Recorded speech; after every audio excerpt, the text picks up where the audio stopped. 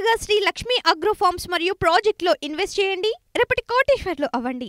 సంప్రదించవలసిన నెంబర్స్ 15 కోట్లు తెలుగు ప్రజలకు ఈ రోజు శుభవార్త.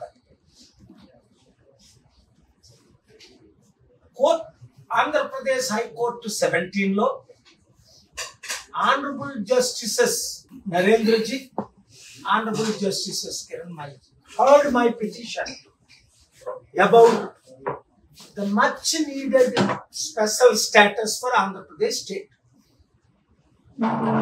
I explained in detail how in 2014, before the bifurcation of Andhra Pradesh, special status for AP was issued by then government Manmohan Singh ji, Sonia ji and Chidambaram ji in the parliament, and then candidate Chief Minister Narendra Modi ji along with Vice President issued Venkaiah Naidu, if we come in power we will give special status. 10 years gone, both governments, Honorable Chief Minister now Chandrababu Naidu garu was fighting, did declaration, hunger strikes, and but there is no special status. So I waited for 10 years. I was planning to file 2 years ago. The same time I filed and got the stay order against the steel plant sale. So finally, ఈ రోజు ఏంటంటే మంచి రోజు ఎందుకు మనం ఆంధ్రులందరూ గర్వపడే రోజు ఏంటంటే ప్రత్యేక హోదా గురించి మీరందరూ కోరుకున్నారు.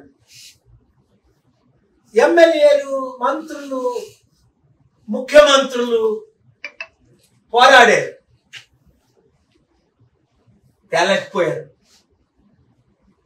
ప్రత్యేక హోదా ఇస్తామని 2 రాష్ట్రాలు విడకముందు ఆంధ్రప్రదేశ్ ప్రత్యేక హోదా ఇస్తామని అప్పుడు సోనియా గాంధీ గారు, చిదంబరం గారు పార్లమెంట్ లో మాట ఇచ్చారు. వెంకయ్య నాయుడు గారు వైస్ ప్రెసిడెంట్ గా, బీజేపీ అప్పుడు మోదీ గారు తిరుపతి మీటింగ్ లో కూడా వెంకటేశ్వర స్వామిపై ఒట్టు వేసి మా గవర్నమెంట్ అధికారంలోకి వస్తే ఆంధ్రప్రదేశ్ కు ప్రత్యేక హోదా ఇస్తాం, ఇచ్చిన మాట ఎవరు నిలబెట్టుకోలేదు అని వాళ్ళందరికీ నోటీసులు సర్వ్ చేయమని, కౌంటర్ ఫైల్ చేయమని నేను ఆ వాదనలు వినిపించాను. అప్పుడు గవర్నమెంట్ ప్లేడర్స్ అబ్జెక్షన్ వ్యక్తం చేస్తే నేను అన్నా, సార్ స్పెషల్ స్టేటస్ ఎవరికి ఇచ్చారు, మన దేశంలో ఎందుకు ఇచ్చారు, ఎందుకు ఆంధ్రప్రదేశ్కి ఇవ్వాలి అన్నది కన్విన్సింగ్ గా వాదనలు వినిపించాను. I'm very grateful to honourable court 7 of Andhra Pradesh 17. వెంటనే ఆర్డర్స్ చేశారు, నోటీసులు జారీ చేశారు. నెక్స్ట్ డేట్ మరలా సెప్టెంబర్ 23కి ఇచ్చారు. స్పెషల్ స్టేటస్ వల్ల లాభం ఏంటి? 1 కోటి మంది నిరుద్యోగులు ఆంధ్రప్రదేశ్ లో ఉద్యోగాలు రావాలంటే కంపెనీలు రావాలి. కంపెనీలు రావాలి అంటే, పెట్టుబడులు రావాలి అంటే ప్రత్యేక రాష్ట్రానికి ట్యాక్సులు పెట్టకూడదు కనుక, వేయవసరం లేదు కనుక వారు ప్రత్యేక హోదా ద్వారా 100,000 కంపెనీలు నేను ఏ విధంగా తీసుకొస్తాను. సో కోర్ట్ సాటిస్ఫైర్ ఆర్డర్ నోటీసులు జారీ చేశారు. ఇప్పుడు మీరందరూ ప్రార్థించండి, రైతులకు న్యాయం జరగాలి, నిరుద్యోగులకు న్యాయం జరగాలి.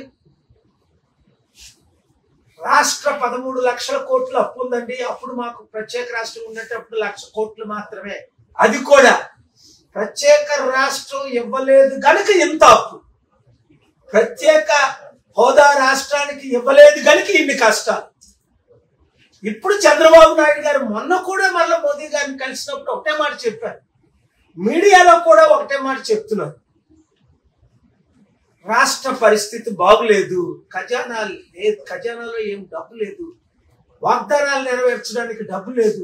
ఇవన్నీ ప్రాబ్లమ్స్ అన్ని సాల్వ్ చేయాలంటే 1 ప్రత్యేక హోదా రావాలి, 2 ప్రత్యేక హోదా తేవడం కొరకు నేను వేసిన బిల్లుని గౌరవంగా అడ్మిట్ చేసి నోటీసులు పంపించి కౌంటర్ వేయమన్నారు కనుక ఇప్పుడు నేను అతి త్వరలో మరల విదేశాలు వెళ్ళి ప్రత్యేక హోదాలు వస్తే బెనిఫిట్స్ ఏంటంటే 2891 మంది బిలియనీర్లకి చెప్పడం జరుగుతుంది. వారితో చంద్రబాబు నాయుడు గారికి మీటింగ్లు పెడుతున్నాను కాబట్టి చంద్రబాబు నాయుడు గారిని అక్టోబర్ 2 అమెరికా రావాలని సమిట్కి వచ్చి బిలియనీర్లు, కుబేర్లు, ఇన్వెస్టర్స్ ని కలవాలని మరి ఒకసారి మీడియా ద్వారా నేను విన్నపం చేసుకున్నాను.